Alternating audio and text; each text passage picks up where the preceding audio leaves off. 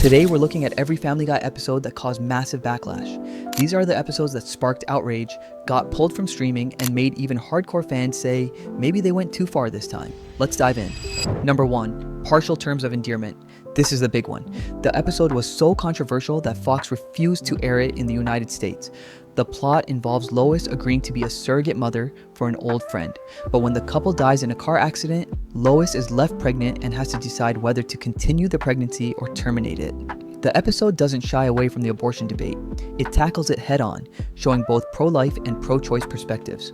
Fox executives watched the finished episode and immediately banned it from broadcast. It never aired on television in the US, only appearing later on DVD and streaming platforms in some regions. The backlash was instant. Religious groups condemned it. Pro-life advocates called it propaganda. Even some pro-choice viewers thought Family Guy wasn't the right platform for such a serious topic. The episode tried to be nuanced, but many felt the show had no business wading into one of the most divisive issues in American politics. To this day, it remains the most controversial episode in Family Guy history, and the only one that Fox flat out refused to air. Number 2. When You Wish Upon a Weinstein. This episode was pulled before it even had a chance to air the first time. The story follows Peter trying to find a Jewish person to help manage his finances because, according to the episode, Jewish people are naturally good with money. The entire premise is built on harmful stereotypes, and Fox executives knew it would cause problems. The episode was originally produced for season 3 but didn't air until 2004 on Cartoon Network's Adult Swim, years after it was made. Fox refused to touch it because of complaints from Jewish advocacy groups who said the portrayal was offensive and perpetuated dangerous stereotypes. Even the musical number in the episode, where Peter sings about needing a Jewish accountant, was criticized for being tone deaf. The writers defended it as satire, but critics argued that reinforcing stereotypes isn't funny even when you're mocking the people who believe them. When it finally aired, the controversy proved Fox right. Viewers were divided, with many calling it one of the most offensive episodes the show ever produced. Number 3. Screams of Silence, the story of Brenda Q. This episode tried to tackle domestic violence seriously, and it failed spectacularly. The plot centers on Quagmire's sister Brenda, who's trapped in an abusive relationship. The show depicts graphic domestic abuse, including visible bruising and emotional manipulation. It's uncomfortable to watch, and that's intentional, but the problem is how the episode resolves.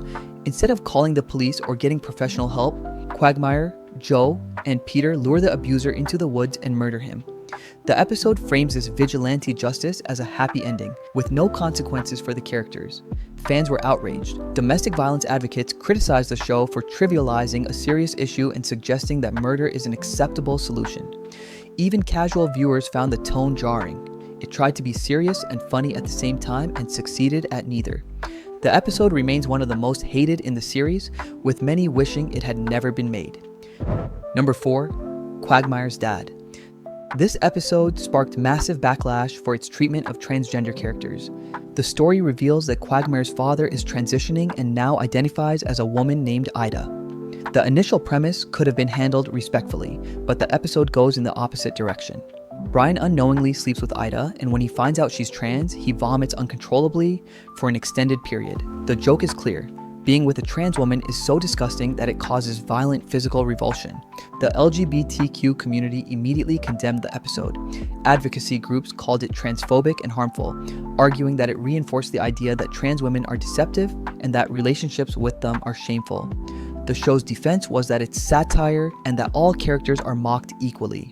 But critics pointed out that there's a difference between punching up and punching down. And this episode was definitely punching down at a marginalized community. It remains one of the most controversial episodes, and many fans refuse to rewatch it. Number 5. Turban Cowboy. This episode became controversial for reasons the creators never anticipated. The plot involves Peter befriending a Muslim man and accidentally activating a terrorist cell. There's a joke involving a cell phone detonating bombs at the Boston Marathon. When the episode aired in 2013, it was just another edgy Family Guy episode. But weeks later, the actual Boston Marathon bombing happened, and suddenly, this episode became horrifyingly relevant.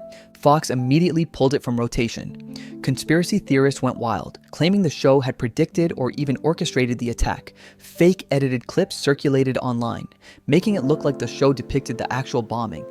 The timing was pure coincidence, but the damage was done. The episode was removed from streaming platforms and didn't return for years. Even when it came back, certain scenes were edited or removed entirely. Critics also pointed out that the episode's portrayal of Muslims as terrorists was problematic even before the tragedy.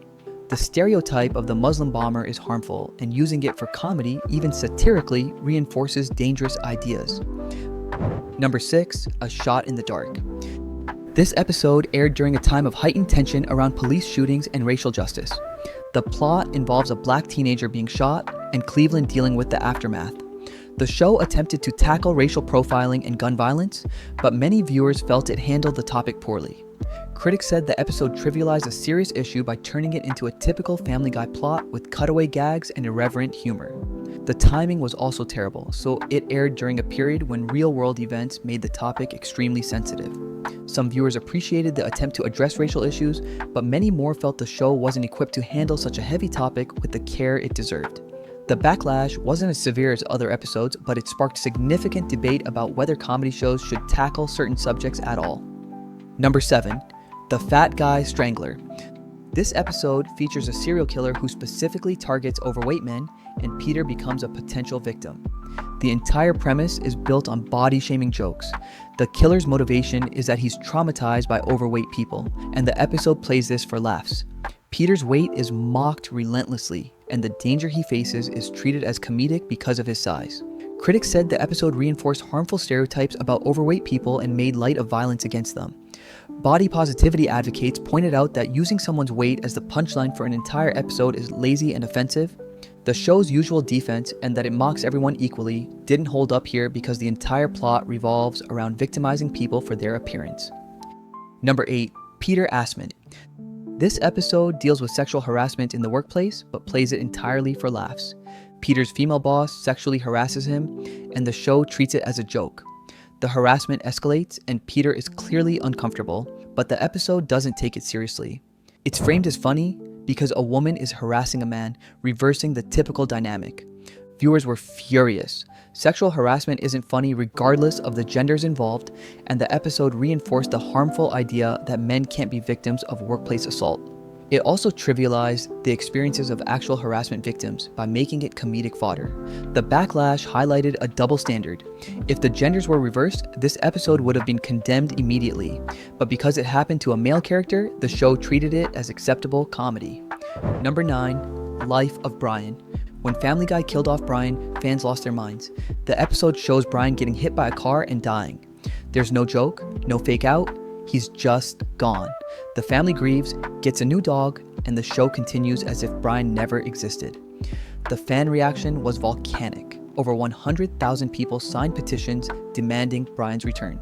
Social media exploded with outrage. People accused the show of killing a beloved character just for ratings and shock value. 3 episodes later, Brian was brought back through time travel, and fans felt even more betrayed. The emotional weight of his death was erased, making the whole thing feel like a cheap stunt. The backlash wasn't about the content being offensive, it was about the show manipulating its audience for attention. Fans felt disrespected, and the trust between viewers and creators was damaged in a way that never fully healed. Number 10, Seahorse Seashell Party. This episode is dark, really dark. The plot has 2 storylines, Meg taking mushrooms and finally confronting her family about years of abuse, and Brian having a terrifying bad trip on psychedelics. What makes this episode so controversial is the ending. Meg tears into her family, calling out their neglect and cruelty. It's cathartic. Finally, someone saying what viewers have been thinking for years, but then the episode reverses it. Meg apologizes and accepts her role as the family's punching bag because without her, they'd destroy each other. The message is disturbing. Stay in your abusive situation because it benefits everyone else. Fans were horrified. This wasn't dark comedy, it was endorsing dysfunction and abuse as necessary. Critics called it one of the bleakest episodes the show ever produced, and many viewers refused to rewatch it because of how uncomfortable it makes them feel. Number 11, Herpy the Love Sore. This episode features Stewie getting herpes and spreading it around town, including to children. The show tries to make a sexually transmitted disease cute and funny by giving the herpes virus a face and personality. Stewie names it Herpy and treats it like a pet. Health advocates were furious. The episode downplayed the seriousness of STDs and made light of transmission. Some viewers found it gross and unfunny, while others were offended by the trivializing of a real health issue. Even fans of Family Guy's crude humor found this premise too stupid to work. It's the kind of episode that makes you wonder what the writers were thinking when they pitched it. Number 12, Brian Griffin's House of Pain. This episode is known for featuring one of Stewie's darkest moments. During the production of a TV show, Stewie experiences psychological trauma that's played for dark comedy. The scenes are uncomfortable and push the boundaries of what's acceptable even for Family Guy. Some viewers appreciated the show's willingness to explore darker themes, but many found it too disturbing for a comedy. The episode walks a fine line between edgy and exploitative, and critics argued it crossed that line. Number 13, Peter kills Lois, Lois kills Stewie. These two-part episodes are extremely violent, even by Family Guy standards. The storyline involves Peter seemingly murdering Lois, followed by Stewie attempting to kill Lois in the next episode. The violence is graphic, prolonged, and disturbing.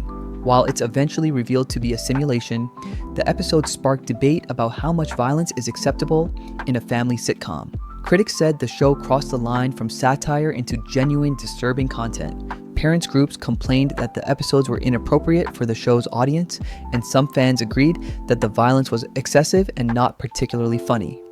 Number 14, Road to the North Pole. This Christmas special takes a dark turn when Stewie and Brian discover Santa's workshop. Instead of a magical place, it's depicted as a horrific slave labor camp where elves are worked to death to meet impossible toy demands. The imagery is genuinely disturbing. Emaciated elves, brutal working conditions, and a Santa who's given up.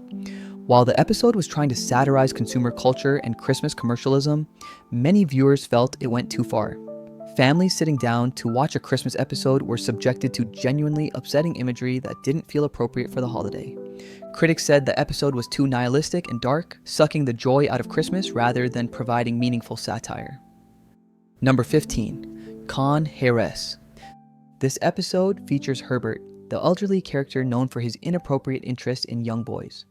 The plot involves Herbert in situations that highlight his predatory behavior, and the show treats it as comedy. Viewers were disgusted that child predation was being used as a punchline. This is one of the few episodes where even hardcore Family Guy fans drew the line. There's nothing funny about child predators, and the episode's attempt to mine humor from it was universally condemned. Critics said this represented the show at its worst, offensive for the sake of being offensive with no satirical point or cleverness behind it. Which episode do you think went too far? Are there any I missed that deserve to be on this list? Let me know in the comments. Thanks for watching, and I'll see you in the next one.